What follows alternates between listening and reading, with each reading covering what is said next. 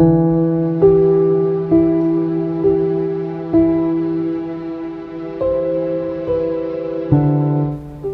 evening and welcome to a special edition of Watch Fox News at 10. Tonight, Folded Not Forgotten examines the more than 10 years that have now passed since the Mother Emanuel shooting. What has happened in that time and, more importantly, what hasn't? The Confederate flag has been removed from the State House grounds, and it happened almost immediately in the wake of that mass shooting at a historic church in Charleston. It's an event that continues to shape South Carolina. All of it started when a 21-year-old Midlands man walked into a Bible study and unleashed hell on a community, a state, and a country. These images from June 17th, 2015, showing the moments Dylan Roof walked into historic Mother Emanuel Church in Charleston to carry out one of the most horrific crimes in recent memory. After spending an hour with church members in a Bible study, Roof stood up and started shooting, killing 9 people, throwing the city of Charleston, the state of South Carolina, and the country into a tailspin. 911, what's the address of the emergency? Please, Emmanuel Church, there's plenty of people shot down here. Please send somebody right away. Roof was captured in North Carolina 14 hours after the avowed white supremacist targeted the oldest AME church in the South for his racially charged attack, saying he was trying to spark a race war. Mother Emanuel, steeped in history, founded in 1816, destroyed by fire in 1822, but rebuilt, becoming a spiritual symbol of black resistance and strength for more than a century, hosting civil rights leaders over the years. But in the wake of the deadly attack, becoming a crime scene and a memorial to the lives lost that night. It's really sad that someone could do this to a living human being, another human being, and 9 of them, and don't even know them. Videos eventually surfaced of Dylan Roof doing target practice at a family property, and later pictures of him draped in the Confederate flag, a Civil War emblem that many see as a symbol of racism, while others view it as heritage. Take it down! Take it down! It sparked debate over the flag's place in modern America, including here in South Carolina, which in 1962 started flying the flag on the State House dome in response to the civil rights movement, but eventually moved it to a pole on the grounds in the year 2000. After Mother Emanuel, state lawmakers quickly approved a plan to remove the Confederate flag from the Capitol grounds altogether, less than a month after the shooting. I think we're riding a high wave of unity and good feelings, and we just need to carry forward. Will that happen? I don't know, but I've never felt anything like this in my life, so I think we have a good opportunity here. We shouldn't squander it. You know, we can take this flag down, but it's not going to change the hatred and whatever ill feeling that people may harbor in their hearts. So I do think that this is a positive step in the right direction. Roof was eventually brought to trial and convicted on state charges and later federal hate crime charges, sentenced to death and sent to federal prison. Any appeals to this point have been turned back by the courts, and so have efforts to pass a hate crime law at the State House, despite an ever-increasing push since the shooting. When it happened, right, Charleston came together, we all united together, we walked across the bridge, we sang Kumbaya, we held hands together, we did all that in solidarity, and here we are 10 years later with still nothing to protect victims of hate crime. I cannot believe that we do not have the heart in this body.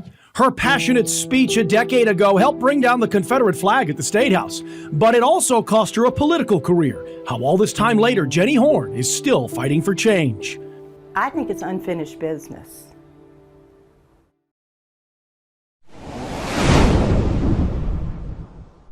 The removal of the Confederate flag didn't come without a fight. The murders of 9 black people at Mother Emanuel once again stirred the conversation to take it down. One voice that stood out against the crowd was that of a Republican lawmaker. Essentially, it was her argument that helped to change the course of South Carolina history. But now the question remains, can lawmakers once again change history in South Carolina by passing hate crime legislation in honor of the Emanuel 9? I cannot believe that we do not have the heart in this body to do something meaningful, such as take a symbol of hate off these grounds on Friday. This impassionate speech by then state Republican lawmaker Jenny Horn went viral 10 years ago, getting the attention of the nation. It happened as South Carolina was going through a heated debate about removing the Confederate flag from State House grounds. The push came after avowed white supremacist Dylann Roof was seen donning the Confederate flag before killing nearly a dozen people at Mother Emanuel. Because Dylann Roof had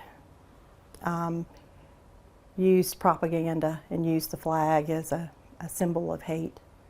And that naturally that debate would come up again.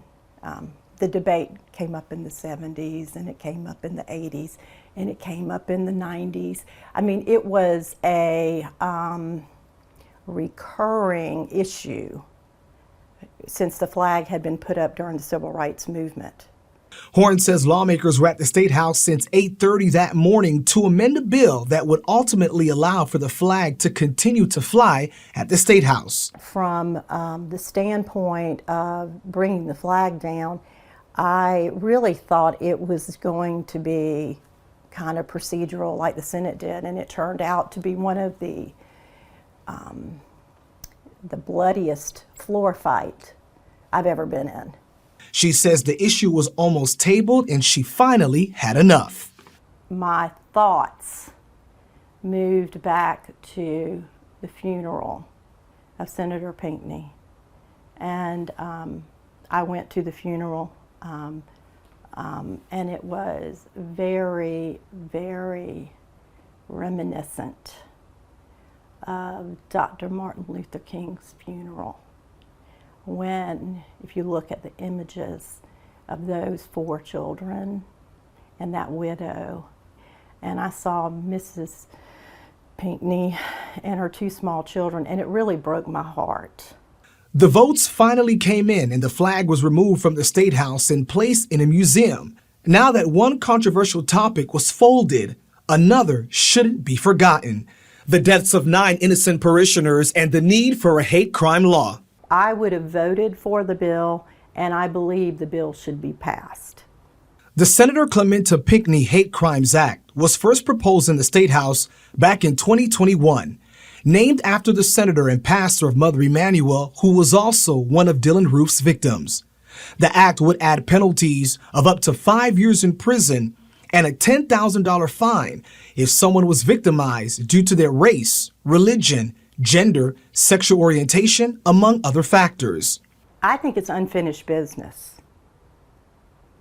And, I think that hopefully future General Assemblies will take it up and pass it. It's not going to prevent people from getting a gun and doing something really horrible and unspeakable. But it sends a message that in South Carolina, we don't tolerate hate crimes. Horn says the delay in passing this is a slap to the face to one of their own. I think that Senator Pinckney would have been disappointed that he has not, that his memory hasn't been fully vindicated. She says it's time lawmakers once again make a historic change for the people of South Carolina, and is puzzled as to why the bill hasn't been passed even after the massacre. I have no idea, because if that doesn't do it, I don't know what would. It's a state senator, a reverend, a public servant, one of ours. I just don't understand. It doesn't make any sense. It's not about Jenny Horn. Horn hasn't been in politics since she gave her impassioned speech to remove the flag. She tells me her speech cost her friendships and her political career. She has this message for current lawmakers, saying that they must do what's right, even if it means losing your political seat. I would like them to pass the Senator Clementa Pinckney Hate Crimes Act. I'd like to see that done. Coming up, the fight for a statewide hate crime law can only play out in South Carolina's House of State.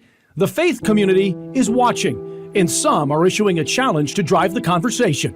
I don't care if you're talking about, is it blue, is it red, is the governor blue or red, is the state house blue or red? 48 other states have managed to put this forward in some form or another. The lack of a hate crime law continues to drive conversation in this state. There, of course, have been pushes at the State House to get a bill passed since Mother Emanuel, but it only gets so far. A lot of people are watching this topic, and some are taking action of their own. In the absence of that statewide hate crime law, towns, cities, counties have now started passing their own regulations when it comes to crimes driven by hate or bias. Almost 24 at this point have done it. And the faith community that has been victimized by so many acts of hate and violence over the years is also watching and pushing leaders to make something happen. This house of worship is a place for faith, reflection, and fellowship. But safety and security also something on the minds of people at the Tree of Life Synagogue in Forest Acres. We should not have to have mag-locked doors and police presence here when we get together for the Sabbath. It's a necessity, and I'm glad that we have that. But it really drives home that the place that we go to, again, for safety and community is not as safe as it could be. In a state where one of the most horrific hate-based crimes in recent memory happened at Mother Emanuel Church in Charleston, South Carolina still hasn't put a hate crime bill on the governor's desk for him to sign into law. Wyoming is the only other state without one. Some in the faith community, like Rabbi Eric Uarte, want to know why. I don't care if you're talking about, is it blue, is it red, is the governor blue or red, is the state house blue or red? 48 other states have managed to put this forward in some form or another, to at least acknowledge that this is still a problem that affects all of us. It's really been surprising that we, as a legislative body, have been unable to pass legislation. State House rallies have seemingly fallen on deaf ears, although longtime House Rep Beth Bernstein of Richland County was part of a push to get a hate crime law passed in the House. She says that even doing that was a struggle at times. The holdup is now in the Senate, where a hate crime bill has seemingly run into a brick wall. The bill itself, named in memory of one of the Senate's own, Senator Clementa Pinckney, who was lost in the Mother Emanuel shooting and beloved by his colleagues. And think of the irony that the most gentle of all 46 of us in this chamber, the best of all 46 of us in this chamber, is the one who lost his life. Thousands came to pay their respects to Senator Pinckney at the State House after his death, but even a hate crime measure named in his memory isn't gaining any traction. 10 years. And this is a colleague, a Senate colleague. The school of thought for some who are opposed to enacting this type bill is that we don't need it, a crime's a crime, it shouldn't be elevated. But I disagree. Passing a hate crime ordinance here would send a clear message that this county stands against bigotry. In the absence of a state law, some municipalities have now approved ordinances dealing with hate-based crimes. Richland County, the most recent in June, making history as the first county in the state to put one on the books. I feel that Richland County should be a county that's welcoming and open to where we provide safety for all people. I hope our legislators are paying attention. It's nice to see Richland County on the cutting edge for a change, setting the standard. But it's just another tool for law enforcement that hopefully won't be necessary. Just weeks later, they did need it. In late July, a Columbia man, the first to be charged under the new ordinance after security video captured him firing a rifle at a black jogger in the Spring Valley neighborhood and shouting offensive phrases at him. Both the victim and the accused shooter live in the neighborhood but didn't know each other. Richland County Sheriff Leon Lott says Jonathan Felkel told investigators he shot at the man because of his race and points to the incident as a prime reason why state leaders need to pass a law. I've been a very vocal supporter of us having one in our state. That's what we need to have. Unfortunately, us and Wyoming, the only two states in the nation who don't have one. There's no reason for us not to have one. The reality is that bill does not have sufficient support within our caucus to bring it up. If it did, it would have already come up. If I were the only one objecting to it, it would have come up. But I'm not objecting to it. But it does not, despite what they think, it does not have sufficient support to come up. If it did, it would have come up. That was Senate Majority Leader Shane Massey on the last day of this year's State House session, talking about the fact there was no movement on a measure in 2025. Others in the Senate disagree with his position. If it came to a vote in the South Carolina Senate, it would pass, okay? And it would pass with bipartisan support. And there may be more Republicans that would vote for it than Democrats. I will continue to fight for a hate crimes bill in South Carolina. On the 10th anniversary of the Mother Emanuel shooting, other state leaders continued to push for a law at town hall forums focused on what needs to change in a post-Mother Emanuel and post-Confederate flag world. Hope sprang eternal the day the flag came down in 2015 with strong emotions on both sides of the issue. I believe that it does not stand for racism or any type of white power or any type of oppression. While there have been strong feelings on both sides, we'll just grow stronger from this work and come closer together. When someone looks at someone a different color, I think in their head they will think something different now. All this time later, though, still no movement. But some political observers think that after the Richland County incident, passing a hate crime law will become a campaign issue in the 2026 race for governor. Those groups that feel that they're on the outskirts, not having representation, having hate crimes committed against them, are saying, listen, something has to be done on this particular issue. And this is one of those things that's going to be resonant to the level of a gubernatorial debate and gubernatorial discussion, because we're in election season. And that's when these sorts of issues tend to boil themselves up. Critics will continue to say the ball remains in the Senate's court, regardless of who's governor. And the faith community, which has been so instrumental in leading transformative change over the years, will be watching.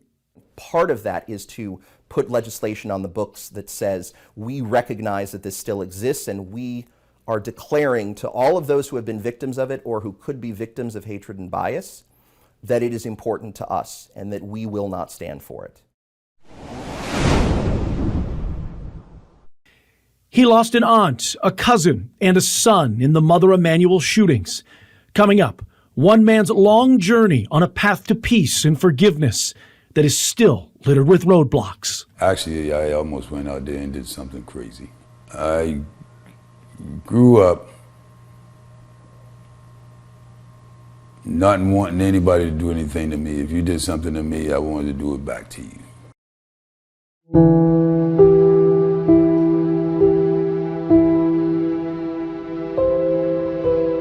We welcome you Wednesday night in our Bible study with open arms. You have killed some of the most beautifulest people that I know. Every fiber in my body hurts, and I'll never be the same. Tawanza Sanders is my son, but Tawanza was my hero.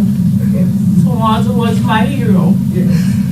But as we say in Bible study, we enjoyed you, but may God have mercy on you. That was Felicia Sanders, one of the survivors of the Emmanuel massacre, speaking directly to Dylan Roof during his bond hearing 10 years ago. Tonight, we're hearing from her husband, Tyrone Sanders, for the first time. He lost 3 family members that night: his son, Tawanza Sanders, his aunt, Susie Jackson, and his cousin, Ethel Lance. He also almost lost his 11-year-old granddaughter, Kamai Mandigoat, and the love of his life, his wife, Felicia Sanders.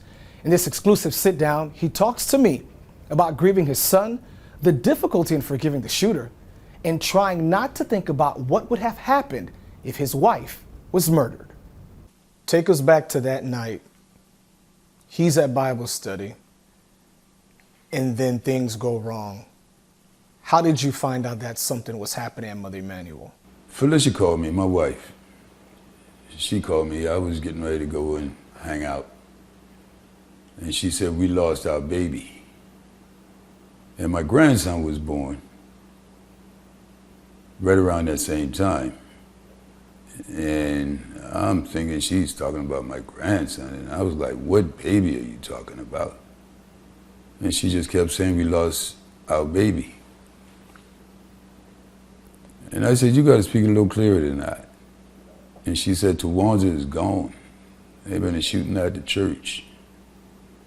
And I was cooking something, so when they got home, but I just left everything on the stove and just went straight to the church.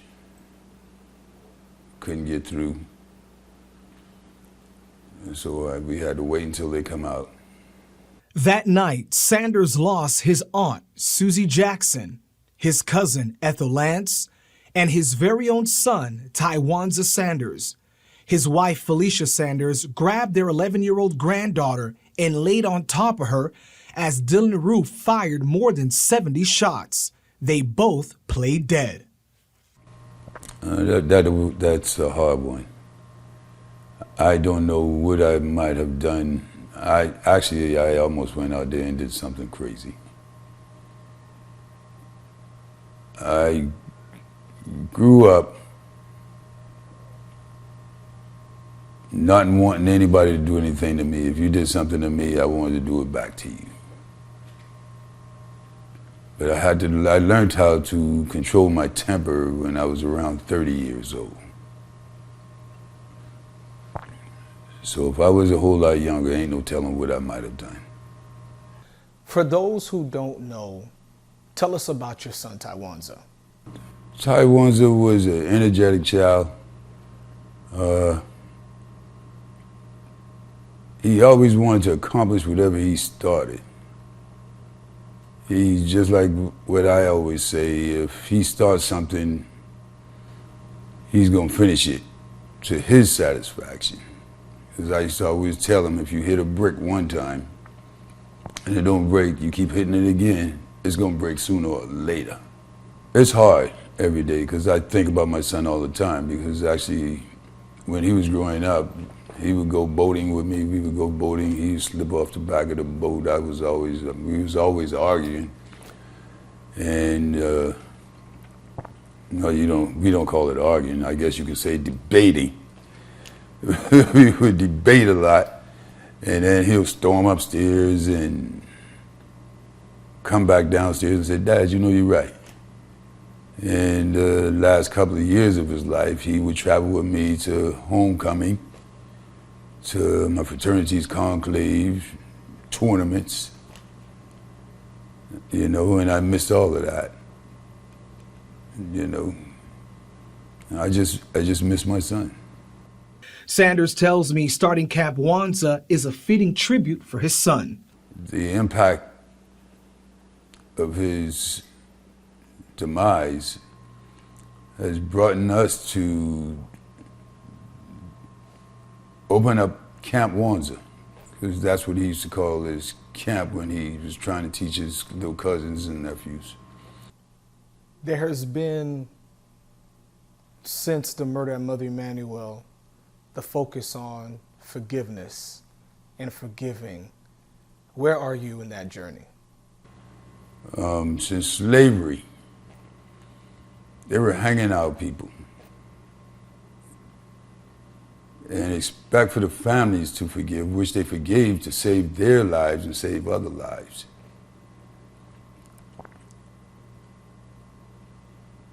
I just can't get there because there was my son, my aunt, a cousin, 6 others, and it almost was my wife, my granddaughter, Miss Polly. Sanders never refers to Dylan Roof by his name, but shares his thoughts about him murdering his son. Since he's looking for clemency, I wish they would make you a paraplegic without the ability to have any prosthetics. And that goes for anybody that commits a barbaric act. I will continue my one-on-one conversation with Tywanza's father later on in the show about his thoughts on South Carolina needing a hate crimes law and why he believes lawmakers don't want to pass it.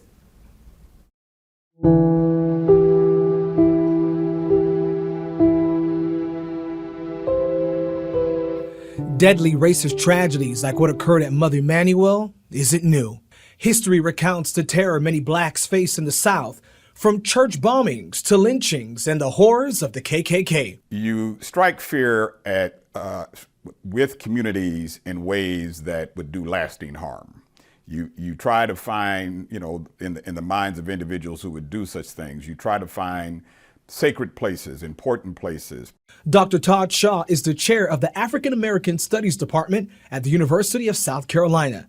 He says it doesn't come as a surprise that Dylan Roof chose Mother Emanuel as a place to start his so-called race war. There is no place more important in African American communities than the African American church. It is literally sacred ground, and sacred ground that holds so many meanings. Many of those meanings are divine in nature, like faith, hope, and love. During the Civil Rights Movement, the church was the lighthouse for spiritual, social, and political change. It's called Mother Emanuel for a reason, because of the history of that church and the history of the AME church in South Carolina, going back all the way to the days of slavery, and the ways in which that church has been a bulwark for African Americans in the 19th century, but then also into the 20th century and 21st century now. It was the 20th century, 1968 to be exact, that Congress passed the first federal hate crime statute. This would hopefully end the onslaught of violence towards blacks primarily because of their skin color. Fast forward to June 17, 2015, 9 innocent lives taken simply because they were black. The type of violence that Dylan Roof committed was domestic terrorism. I'm trying to find words that convey to the public the genuine sense and not just simply scare people. But it was domestic terrorism. It was an act done against a community in a sacred space that killed 9 individuals and sent shock waves through not only South Carolina, but the nation and the world. Roof was charged with a federal hate crime because South Carolina didn't have one. 10 years have passed and lawmakers have yet to get one on the books. So what's the holdup? I think it's this sense that we've done enough from, there might be some sense among legislators, we have sufficient laws on the books. The fear of not passing a hate crime law is the fear of who will be blamed. Who is to blame for this outcome? Who's to be blamed for slavery? Who's to be blamed for hate crimes persisting? Dr. Shaw says once again, history is repeating itself. This is not the first time that a major form of legislation is being proposed by advocates, particularly advocates of civil rights, and we haven't passed it. The history of anti-lynching laws in the United States for a century, the NAACP and other organizations tried to push anti-lynching legislation, particularly at the federal level. Now, they succeeded in various other ways. Dr. Shaw says with municipalities across the state enacting their own hate crime ordinances, it's only time before history is made in the Palmetto State. In fact, the civil rights movement is a movement with various states and locales that at the local level, individuals push for reform. So I'm not surprised in some ways that that's true in South Carolina, that there's been long resistance to a certain reform at the state level, but there are local advocates and local legislators or public officials who are pushing. Sometimes that's how change happens in these United States, is that you have to sort of use the tools of local government to push for reform. Dr. Shaw says he believes continued resistance to passing a hate crime law is rooted in ideological differences. And that's what hate crimes can do. You are, as lawmakers, as individuals in government, it's to convey the idea that, well, in effect, this crime does rise to a different level, and murder and violence against individuals or families alone is bad, but particularly if it's the intent to sap the energy and to frighten and to terrorize the community. Some of the questions about questions around hate laws, are rooted in some concern or maybe even fear about what should change. And it's this idea of, well, let's keep things exactly as they are because they're just fine. Coming up, we continue our exclusive conversation with Tyrone Sanders, a man whose family was targeted by hate, and what he says about South Carolina's lack of action on a hate crime law. My thought process and analysis is that you still got a lot of those people hiding behind supremacy.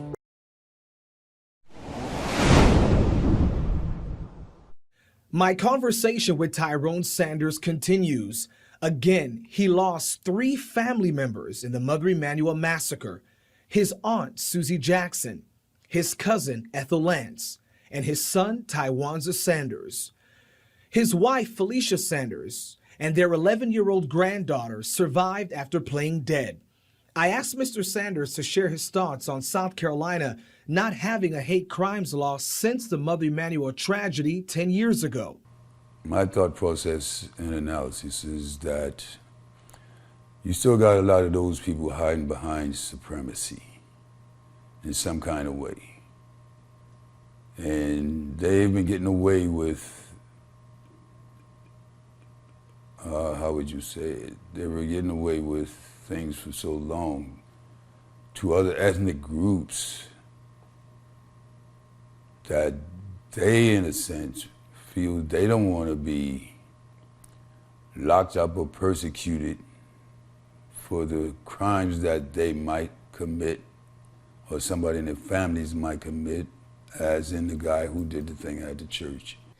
One of their own senators, as we know, was murdered, Senator Clementa Pinckney, and many people assumed that if the law was named after him, that it would already be passed, and that's still not it.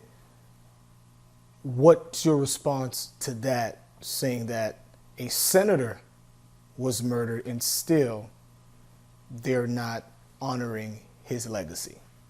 I'm not a racist, but the fact remains that Clementa Pinckney is black. I'm pretty sure if it was a white senator, they probably would have tried to push it through quick like.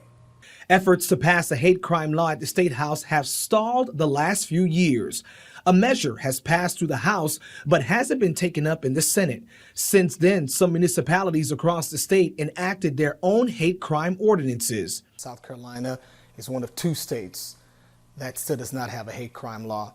And when we asked the governor that question, his response was, "I'm still not convinced that that adds anything to our law, because every crime in my book is a crime already, and a lot of penalties that can be imposed on someone who breaks those laws." What's your reaction to the governor's take on not having a hate crime law in South Carolina? But a lot of these barbaric acts is not committed by people of other ethnic groups. These committed acts are basically being carried out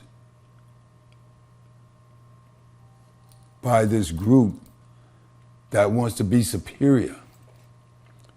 But we were all born, this country is a country of different ethnic groups, and enough is enough. Sanders and his wife Felicia, who survived the massacre, learned to cope firsthand with the effects of hate. He says enough blood has been shed and lawmakers must act now. It's time that South Carolina has a hate crime law.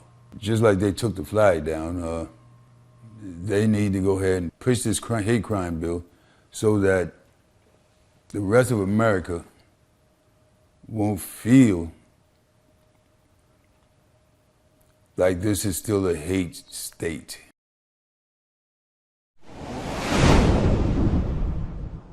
Right now, more than 24 towns, cities, or counties in South Carolina have established some kind of hate crime ordinance.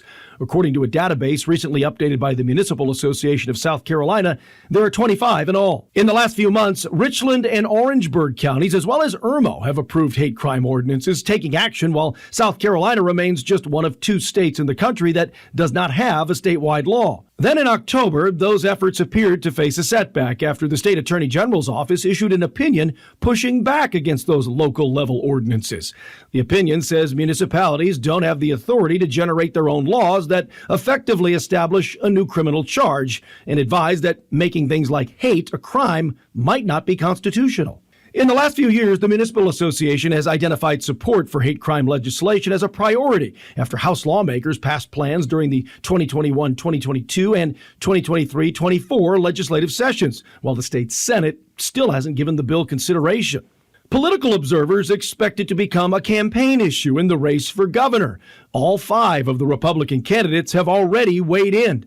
Both Alan Wilson and Josh Kimbrell support a hate crime law with some compromise. Nancy Mace also supports a statewide law. Meanwhile, Pamela Evett sides with Governor McMaster when she says every crime is considered a hate crime, and Ralph Norman is against any hate crime law. Democratic hopeful Jermaine Johnson has signaled support for a statewide hate crime law for years. So we want to know what you think.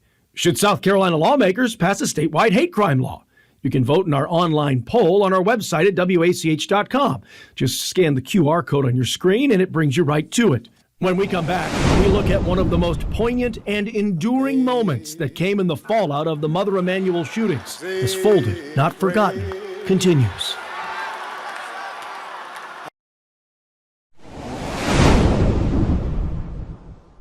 That wraps up this Watch Fox special, Folded, Not Forgotten.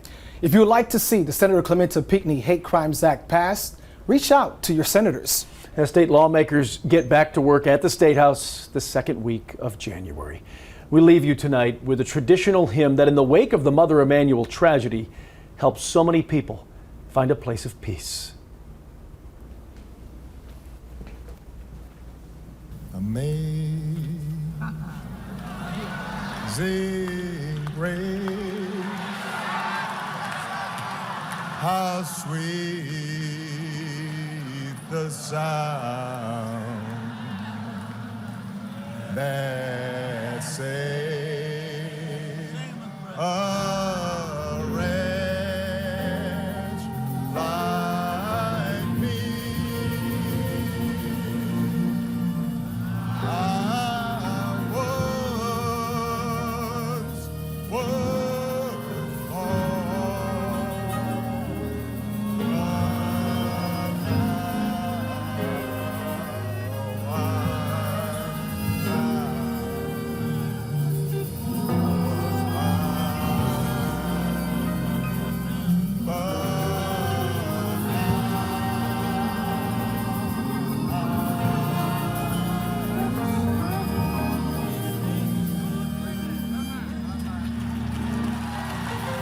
Clementa Pinckney found that grace. Cynthia Hurd found that grace. Susie Jackson found that grace. Ethel Lance found that grace. DePayne Middleton Doctor found that grace. Tywanza Sanders found that grace. Daniel L. Simmons Sr. found that grace. Sharonda Coleman Singleton found that grace. Myra Thompson found that grace. Through the example of their lives, they've now passed it on to us. May we find ourselves worthy of that precious and extraordinary gift as long as our lives endure. May grace now lead them home. May God continue to shed His grace on the United States of America.